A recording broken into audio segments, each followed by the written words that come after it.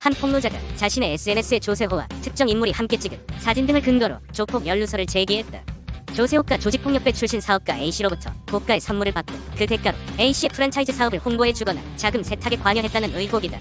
소속사는 즉각 사실무근이라고 반박했다. 지인 모임에서 알게 된 사이일 뿐 금전 거래나 사업적 연루는 전혀 없다고 선을 그었다. 그냥 아는 사이일 뿐 소설 쓰지 마라 며 즉각 고소를 선언했다. 해당 루머를 퍼뜨린 유튜버와 악플러들에 대해 허위사실 유포 및 명예훼손 혐의로 민형사상 법적 대응을 하겠다고 밝힌 것이다. 현재 조세호는 결혼 1주년을 맞이했는데 최근 유방암 행사 술파티 논란에 이어 이번 조폭 연루설까지 터지며 곤혹스러운 상황이다. 타이밍이 기가 막히네. 결혼 1주년 기념일 즈음에 연달아 안 좋은 일이 터지니 삼재 아니냐, 호사다마가 심하다는 반응이 많다. 업측이다 vs 지켜봐야 한다. 서로 말이 많다. 옹호 측은 사진 한 장으로 조폭 연루란이 너무 나갔다. 연예인이 사진 찍어주는 게 죄냐며 유튜버의 사이버 레카 행태를 비판하는 목소리다. 비판 측은 그래도 조폭 출신 사업가와 어울린 건 신중하지 못했다. 아니 땐 굴뚝에 연기 날까라는 의심의 눈초리를 보내고 있다. 여기에 과거 발언까지 재소환되었다. 결혼식 당시 하객이 너무 많았던 것을 두고 이경실 씨가 나중에 내 곁에 몇 명이나 남는지 보자라고 농담 반 진담 반으로 했던 말이 성지순례처럼 다시 회자되고 있다. 과연 이 사건은 단순한 루머로 끝날까? 그리고 조세호가 고정 출연 중인 유퀴즈와 다른 프로그램들은 어떻게 대응할까? 개그우먼 박나래가 전 매니저들로부터 거센 갑질 의혹 N 소송에 휘말린 가운데 출연 프로그램에 대한 대응이 나뉘었다. 12월 4일 방송된 구해줘 홈즈는 편집 없이 통째로 방영됐다. 논란의 한복판에서도 박나래는 화면에 등장했다. 하지만 다른 출연자인 나도 신나는 녹화가 취소됐다는 보도가 나왔다. 제작진은 논란 속에서 녹화 유지가 어렵다는 판단을 한 것으로 알려진다. 그런데도 구해줘 홈즈는 왜 편집 없이 나갔을까? 일각에선 녹화가 이미 끝났고 빠른 편집은 오히려 부당이라는 제작진 판단. 또 다른 시선에선 공식 입장이 안 나왔으니 정정보도 리스크를 고려했을 것이라는 분석이 나온다. 반면 나도 신나는 녹화가 취소된 건 논란으로 인해 스폰서 제작사 부담이 커졌거나 향후 이미지 타격 위험 때문이라는 해석이 지배적이다. 전 매니저들이 주장하는 혐의 내용은 충격적이다. 24시간 대기, 파티 뒷정리, 안주 심부름, 사적 가사 도우미파 등 사적 업무 지시, 술자리 강요, 술 거부 10호번, 거절 후 던진 술잔에 상해까지 있었다는 주장. 그리고 업무 관련 진행비, 식대 주류 구입비, 미정 산립, 의료 관련 심부름, 대리 처방 지시 등 금전적 신체적 피해를 토로하며 총 1억 원 규모의 손해배상 청구와 함께 부동산 가압류까지 신청했다.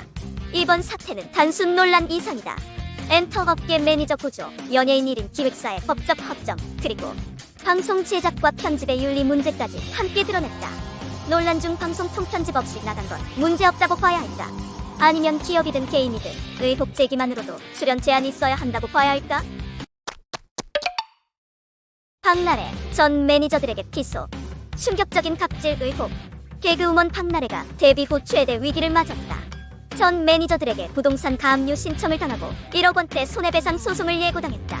평소 방송에서 보여준 모습과는 정반대로 전 매니저들이 주장하는 내용은 충격적이다. 핵심 주장은 바로 직장 내 괴롭힘과 갑질이다. 매니저들은 단순한 업무를 넘어 사적 심부름, 파티 뒷정리, 심지어 가족 관련 업무까지 강요받았다고 폭로한다. 특히 술자리 강요와 술을 마시지 않는다는 이유로 폭언을 들었다는 주장도 나왔다. 더 심각한 주장은 특수 상해 의혹이다. 박나래가 화를 내며 던진 술잔에 매니저가 부상을 입었다는 주장까지 제기된 상황이다. 또한 의료법 위반 소지가 있는 대리, 처방 지시까지 있었다고 한다. 업무 중 지출한 식재료비, 주류 구입비 등 진행비 미정산 문제도 분쟁의 핵심이다. 매니저들이 청산을 요구하자 오히려 박나래 측에서 명예훼손 및 사문서 위조로 고소하겠다는 답변을 들었다고 주장한다.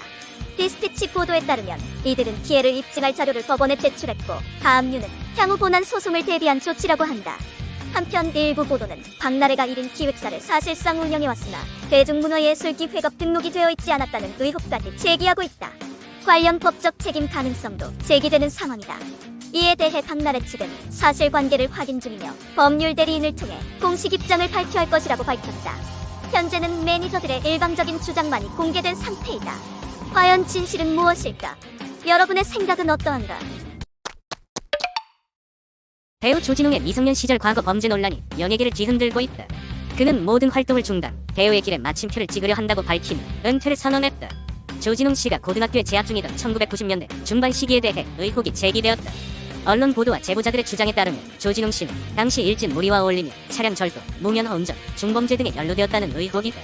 이 사건들로 인해 소년보호 처분을 받고 소년원에 송치되었으며 고등학교 3학년 시절 일부를 교정기관에서 보냈다는 주장이 제기되었다.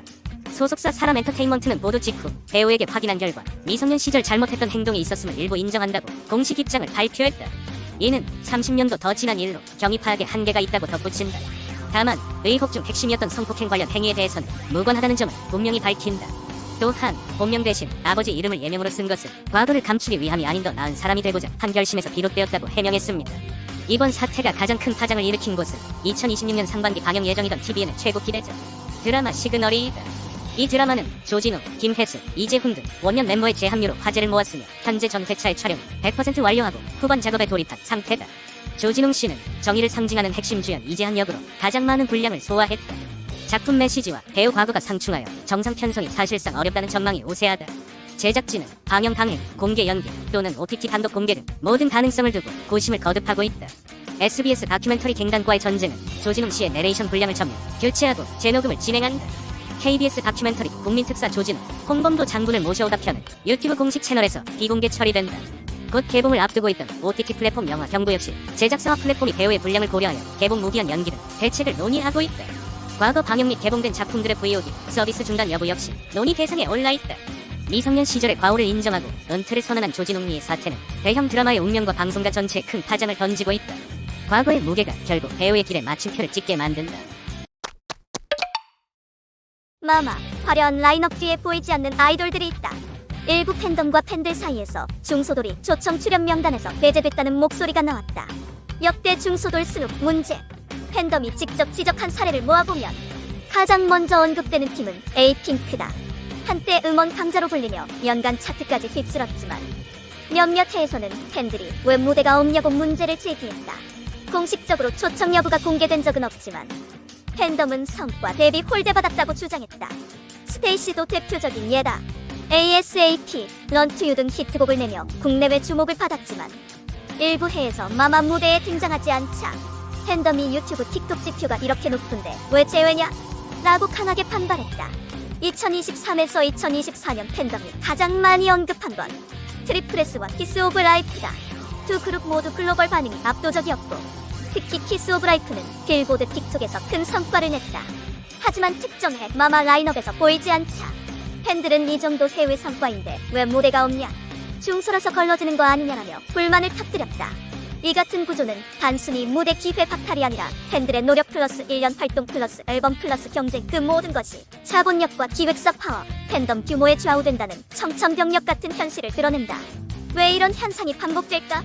마마의 선정 방식이 음반 음원 성적 플러스 글로벌 지표 플러스 심사위원, 평가 플러스 기획사 협력 구조로 이루어져 있기 때문이다.